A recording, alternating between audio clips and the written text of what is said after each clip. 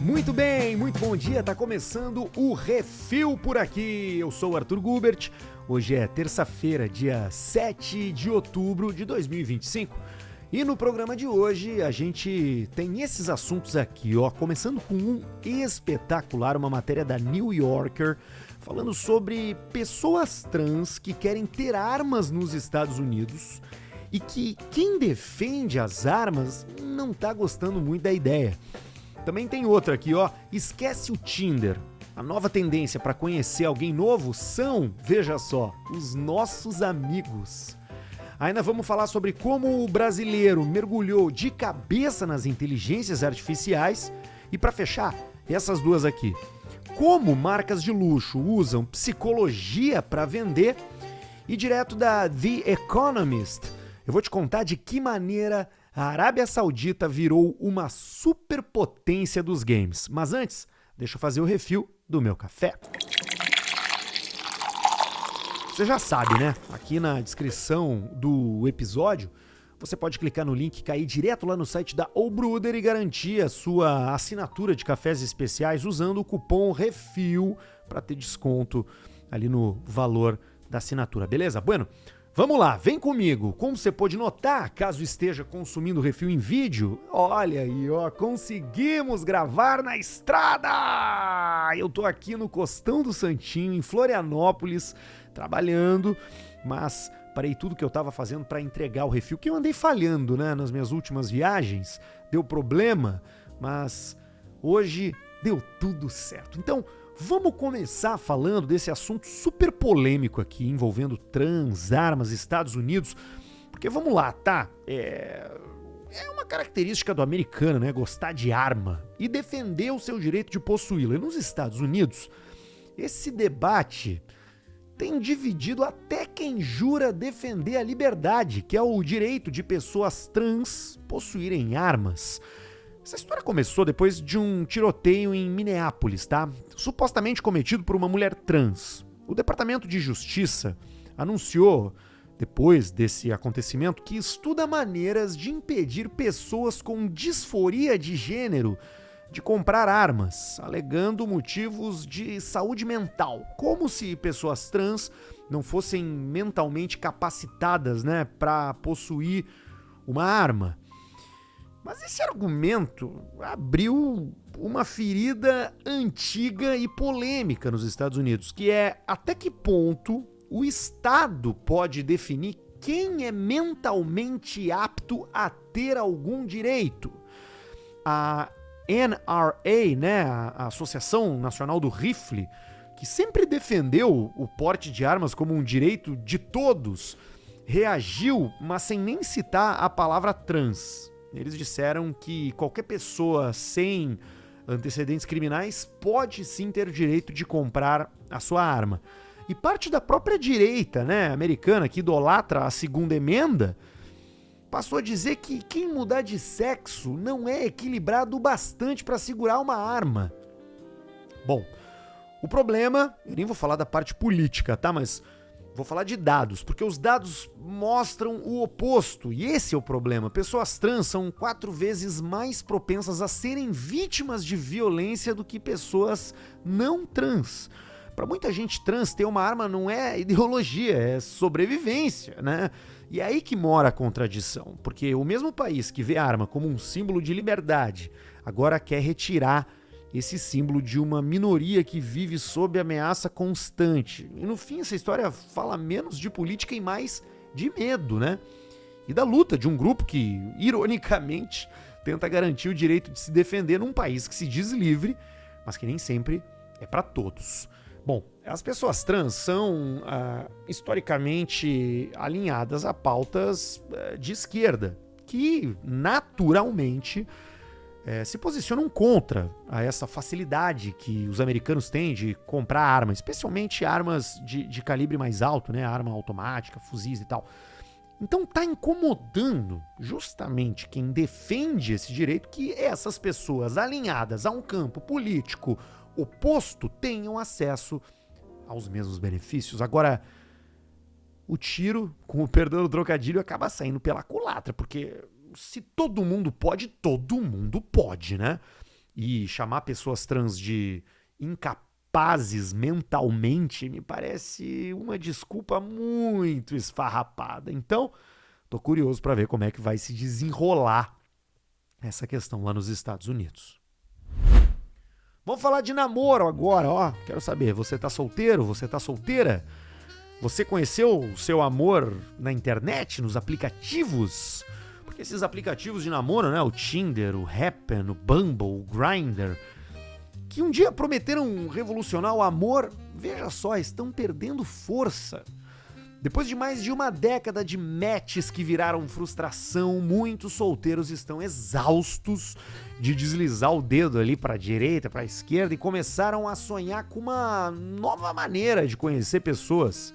Veja só, eles querem ser apresentados ao seu futuro romance pelos seus amigos. Tem uma tendência crescente de pessoas pedindo aos próprios círculos sociais que virem cupidos amadores. E pra mim é muito louco falar isso aqui, porque eu sou desse tempo, tá? Que a gente conhecia os outros através dos amigos. E o motivo disso é bem simples, né? Porque os aplicativos entregam volume de possibilidades, mas zero vínculo. E depois de tantos perfis falsos, conversas que morrem no meio, encontros que não passam da primeira taça de vinho, esse amor analógico voltou a parecer mais confiável. Tem pesquisa, tá? Fui atrás. A Universidade de Stanford estudou e mostrou que conhecer alguém por meio de amigos ou família, algo bem comum até os anos 1940, hoje é muito raro. Menos de 20% dos casais que se formam assim existem, né?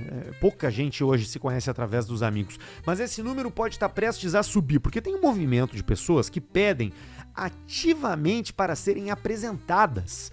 É uma forma mais direta, né? E paradoxalmente mais moderna de se relacionar, ainda que seja afastada da tecnologia. Afinal, em tempos de algoritmos, o gesto de um amigo lembrar de você é um ato de né, sei lá, velho, de afeto artesanal, digamos assim. E tem mais, né? A cultura pop, porque o sucesso de programas com esses reality show de conhecer gente, né? Que tem aí em todas as plataformas de vídeo, e também o retorno dos eventos de speed dating mostram que existe uma carência de intencionalidade, que é o desejo que alguém nos veja de verdade, não só mais como um perfil. Então o encontro arranjado por um amigo tem uma coisa que o aplicativo jamais vai reproduzir, que é o contexto, né? Quem apresenta já conhece os dois e sabe onde tem afinidade e onde não tem chance. Mas tem um detalhe importante, tá? Pedir para ser apresentado exige uma coisa rara hoje em dia, que é vulnerabilidade. É admitir que você quer estar com alguém. E isso, numa era em que todo mundo finge autossuficiência, né? Eu tô bem, eu sou feliz, eu tô satisfeito, né? Isso aí, olha, é raro, tá? As pessoas que têm coragem de assumir essa vulnerabilidade. Então, no fim, talvez o amor contemporâneo esteja voltando pro ponto de partida, não o da tela, mas o da comunidade. Porque se as máquinas falharam em nos conectar, talvez seja a hora de deixarmos os algoritmos descansarem e deixarmos nossos amigos trabalharem.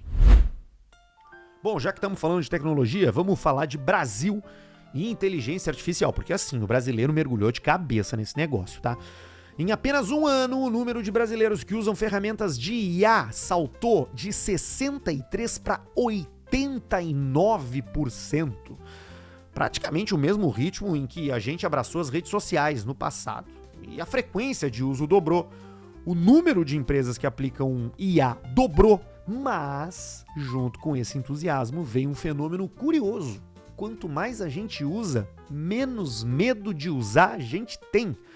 A nova edição da pesquisa Inteligência Artificial na Vida Real, da Talk Incorporated, mostra que a percepção de risco caiu em todos os níveis. Vamos lá, em 2024, 77% dos brasileiros diziam se preocupar com sua privacidade e com o uso indevido dos dados. Agora são 69%. O medo de fake news e deepfakes também recuou de 80% para 74%. É pequeno, mas é uma tendência. A gente está confiando mais nas inteligências artificiais. E ao mesmo tempo a sensação também é de empoderamento, tá? Porque 7 a cada 10 usuários dizem se sentir com superpoderes usando o chat GPT.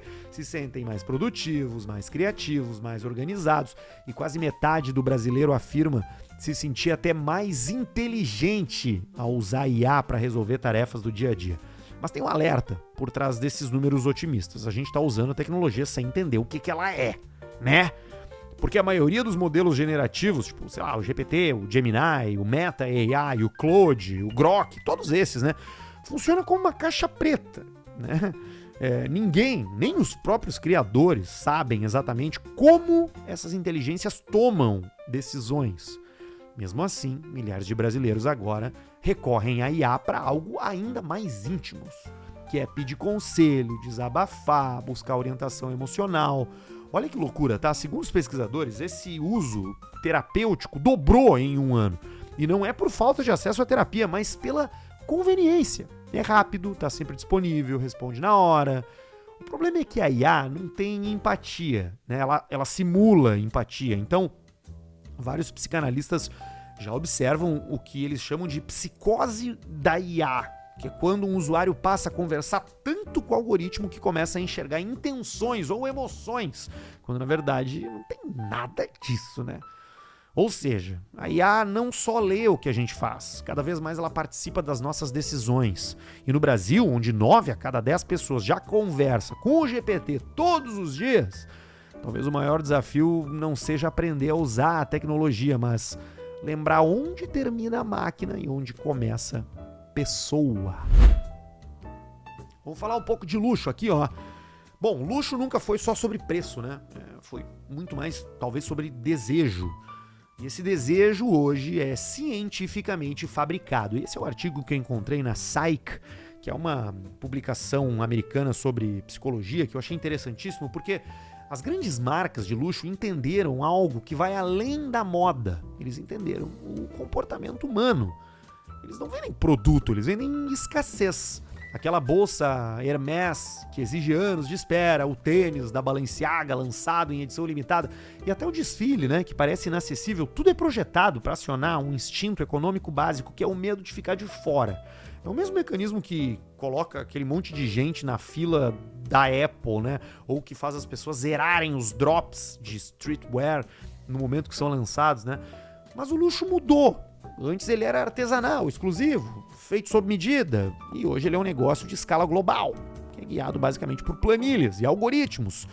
Porque o mesmo Louis Vuitton que vestia reis e papas agora precisa fabricar milhões de produtos por ano. Alguns feitos, inclusive, em fábricas na China, com materiais mais baratos e vida útil menor. Aquela coisa que os economistas chamam de obsolescência programada, né? Porque o troço vai estragar logo ali na frente, criando o desejo de comprar de novo, né? Então, é uma roda que não para de girar nunca. E quando a exclusividade de ter um produto começou a se diluir, os executivos encontraram outra arma, a psicologia do preço. É uma âncora mental que faz um perfume de R$400 parecer barato, perto de uma bolsa de 40 mil. É a engenharia do prestígio, né? Quanto mais caro, mais desejado. E hoje, o marketing de luxo é tão calculado quanto uma campanha política. A indústria usa a inteligência artificial para prever tendências, moldar o gosto do consumidor, antes mesmo que ele saiba o que quer. As vitrines digitais mostram opções personalizadas que, na prática, são as mesmas para milhões de pessoas, né? É a história do confinamento algorítmico. Todo mundo acha que tem um estilo próprio, mas tá todo mundo sendo empurrado para o mesmo desejo coletivo. Isso é uma loucura. Bom, em resposta, está surgindo um movimento contrário, chamado de luxo vintage. Os jovens da geração Z estão trocando o novo pelo raro, o logotipo pelo significado. Em vez de gastar uma grana em peças descartáveis, eles vasculham brechós e sites de segunda mão atrás de roupas únicas, com boa qualidade, é claro, e também com história. No fim, essa mudança está revelando algo que é bem maior nessa história toda de mercado de luxo, tá? Porque o luxo verdadeiro talvez não esteja no preço, mas no tempo. No tempo que você leva para escolher, no tempo que você leva para refletir, para criar o próprio estilo. em vez de seguir o que o algoritmo manda e o que todo mundo faz. E no mundo obcecado por consumo rápido, talvez o novo símbolo de status seja simplesmente pensar antes de comprar. Pra fechar, Arábia Saudita e games. Olha que combinação inusitada, porque esse país, essa ditadura, né, árabe, Arábia Saudita, tá se transformando em uma superpotência dos videogames. Tá gastando bilhões pra isso. Esse ano, 2025, a Arábia Saudita deu o maior passo até agora, porque o Fundo Soberano Saudita, né, comprou nada mais nada menos do que a Electronic Arts, que é a dona de franquias como FIFA, né? Porra, FIFA, né? EA, Electronic Arts, EA Sports, Xenenen. Mas não é só FIFA não, tá? Eles também são donos do The Sims, do Battlefield. E o Fundo Soberano Saudita comprou a EA por 55 bilhões de dólares. Foi o golpe final de uma estratégia que já vinha em curso há vários anos, que é dominar o mercado global de games com o mesmo método usado no petróleo. Muita grana. O braço desse fundo aí, né, se chama Savvy Games Group e foi criado com um orçamento de 38 bi dólares. Desde então, eles já compraram a americana Scopely, que é a criadora do Monopoly Go, né, que é tipo um banco imobiliário deles lá. Compraram a divisão de games da Niantic, que faz o Pokémon Go. E tem grandes participações em empresas como a Embracer Group, que fez o Tomb Raider, lembra da Lara Croft? E também a Nintendo. O objetivo declarado do príncipe herdeiro Mohammed bin Salman é, claro, construir uma Disney dos videogames no meio do deserto da Arábia Saudita. E de certa forma ele já começou, né? Porque a Arábia Saudita agora controla cerca de 40% do mercado global de esports. Eles compraram a ESL, a Facelt, eles organizam o eSports World Cup lá em Riad, na capital, né? E já preparam uma Copa das Nações de esports. Então, pro príncipe lá, os torneios são o equivalente gamer dos parques da Disney. São espaços de espetáculo, de propaganda. E claro, né, que o investimento também tem um propósito político. Parte da agenda Visão 2030. Eles estão tentando diversificar a economia além do petróleo e melhorar a sua imagem global, que é o mais difícil. Então, games, cinema, esportes viraram esses instrumentos aí de diplomacia cultural, né, de soft power. Porque na narrativa oficial trata-se de criar empregos, desenvolver uma indústria criativa local, mas o que importa lá nos bastidores é também uma tentativa de reescrever a percepção do país. Menos deserto e petróleo, mais inovação e cultura pop.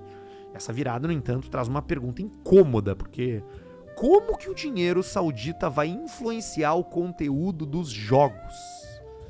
Bom, a indústria dos games por várias vezes criou games ali de guerra, de conflito, onde o inimigo é o árabe, né? Dá pra citar vários.